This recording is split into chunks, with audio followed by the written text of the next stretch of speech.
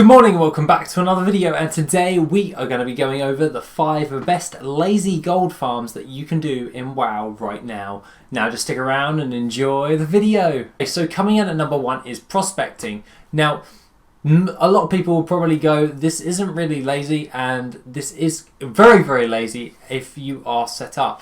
Now this takes a little bit to set up, but not too much. Probably takes you roughly around about an hour in order to do if you do everything correctly. Aside from that, if you already have dual crafting, be prepared to do a lot of prospecting. Now obviously prospecting is a great way in order to make gold, as you're literally just gathering a load of materials either through farming or through the auction house. I prefer buying them off the auction house and just mass milling. Now this can be done through either the Legion ones or done by the BFA ones for mass milling. Other than that, you will have to do a somewhat macro in order to prospect all of this ore if you intend to do anything earlier than that. Aside from this, this is a great way in order to make gold, as currently Osmanite ore can be bought for around about 3,992 gold on my realm for 200, a stack of 200. And it can be prospected for a profit around about 5,741 gold. Now bearing in mind these are current content items, and this is going to sell rather well due to the fact that Osmanite ore sells rather fast, and so does the gems. If you are already max level in your dual crafting, you can cut the gems in order to make additional gold and increase the sell rate. This will give you still more profit or less profit depending on which way it's flowing in, whichever way you decide. Either way, you can still make a decent sizable amount of profit when doing mass prospecting. This also goes for things like platinum ore, which on my realm is around about 1,220 gold and can be prospected for 1,809 gold. This is kind of the teetering point where I'm like, is it really worth it in order to do, because I will be posting all of those lower ones on the auction house. Now, I have found that the Saronite ore ones do tend to sell on a couple of the realms that I play on. That one does take a little while in order to do. If you're wanting to know how well it actually sells, I would recommend just prospecting a stack of 200 and seeing how well that does, and then scaling it up from there to see if you can get a bit of a production line going for gems. Now, cutting any of the gems under BFA is probably not going to be worth your time in order to sell on the auction house, due to the fact that the majority of the cut gems that are being sold are BFA specific. It is to make sure that you're getting regular sales, as this is a way of making lazy gold, because you're mainly just sitting there either pressing a button or just press mass mill and make a cup of tea. That is how simple prospecting really is, and if you really want to know more, download the Worth It add-on to see if you can make any more gold through that. Now, coming in at number 2, we have a battle pet farm, and this one is done on a daily cooldown, as this is a heroic dungeon, and this is the Upper Blackrock Spire.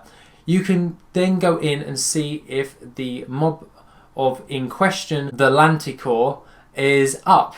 Now this is easily done by creating a macro, going /tar, and then just say the LENTICORE.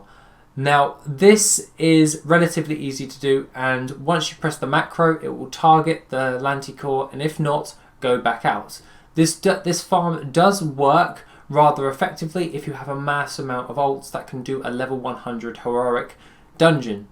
Now the mob in question actually is able to drop the LENTICORE spawnling, which sells for roughly around about 20 to 40,000 gold on the auction house. And at a daily cooldown of around about 5 minutes for just running in and going out, you are able to have the chance of getting a decent amount of gold when doing this. This is somewhat like the Nagrand rares and the Tanan rares, where you just kill them for the battle pets. This is the exact same thing, but in a dungeon.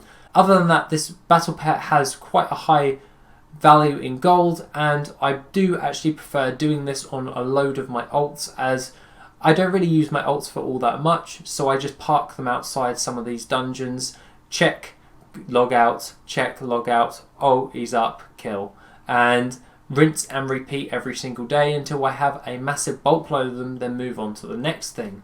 Other than that, let's get into number 3. Now, number 3 is a tested, tried and true method, and that is the Crimson Whelpling farm, which is located in the wetlands.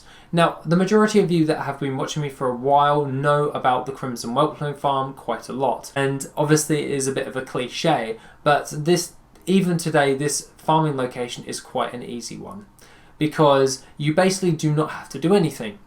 If you get hold of a trial of a monk, or if you already have a monk, make sure that you can place your rock statue down and just use your AoE ability. You can do this by actually standing still, but the spawns don't instantly respawn as fast as you would like.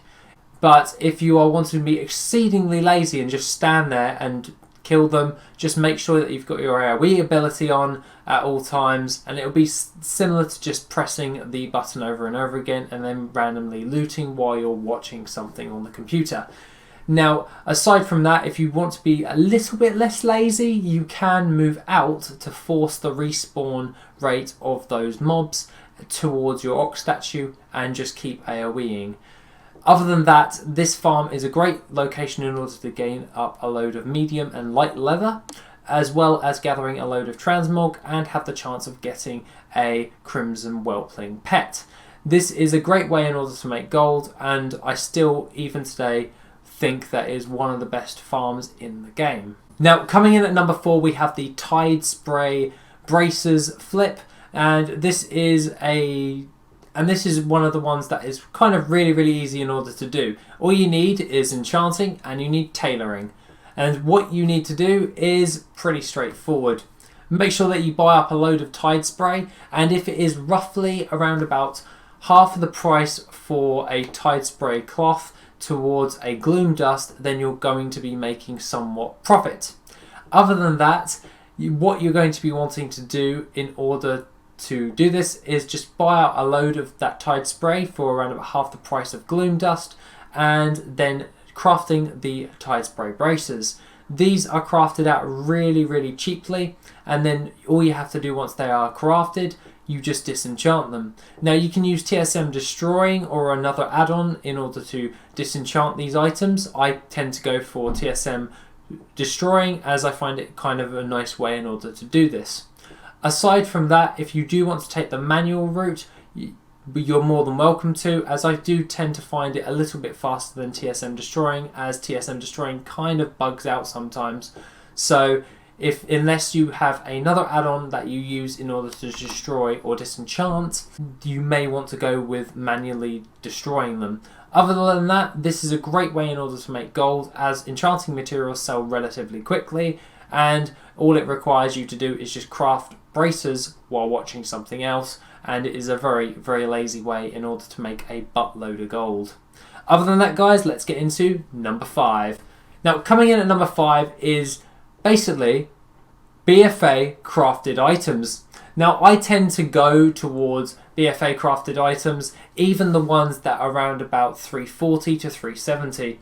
Now, these ones are BOE, of course, and you can craft them for nearly next to nothing on gold wise, and then selling them at a profit on the auction house. Now, as we're coming to the end of BFA and towards Shadowlands, people are going to be wanting to just get some gear in order to make sure that their alts are all ready for the new expansion.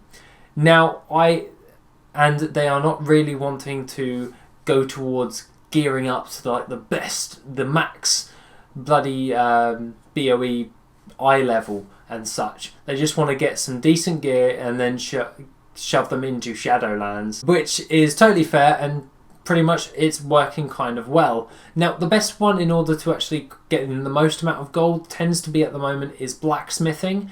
Aside from that, it will go tailoring and then leatherworking. I tend to find that these ones in descending order work rather well, and I find that it is a great way in order to make gold. Just crafted items in general will gain you a decent amount of profit and regular income, along with all of the other lazy gold farms that you are doing.